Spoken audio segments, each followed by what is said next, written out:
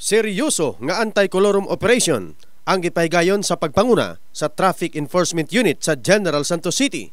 Mao kini ang gipahayag sa labaw sa TEU nga si Police Major Pauya sa rason nga mapanalipdan ang mga sumasakay gumikan sa mga disgrasya sa kadalanan. Una nang harang sa National Highway ang tulo ka grupo sa kapulisan, nagtapok una sila aron maminaw sa mando sa ilang labaw. So ito kasi ang guidelines talaga natin ng sa LG natin na focus on colorum. Mga colorum vehicle na namamasada po. Saka beside, sobrang taas po talaga ng vehicular accident natin at saka ang dami na pong namamatay, nasasayang na buhay.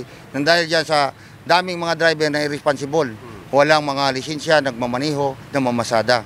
So, kailan pa tayo kikilos yung maraming pang buhay na masayang? Iwalin pa, kagabi lang, kahapon lang, 2 buhay pa yung nasayang na naman.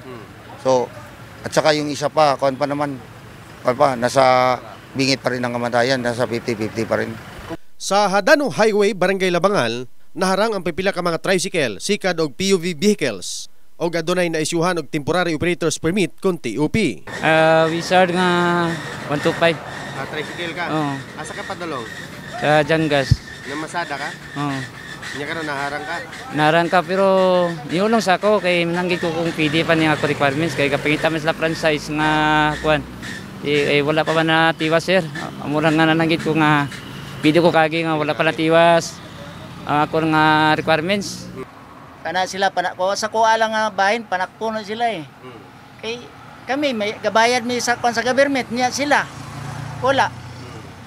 Di dapat panakpuno sila.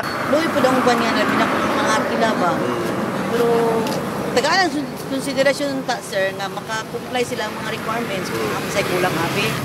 Wala po na akong makuha. Okay mo po na ilang kuan para ay para magyapon tanan na sir. Samtang nagadugay ang checkpoint, nag-anam usab ka daghan ang delivery trucks nga nanghunong sa unahan. Sigurado lang sir eh.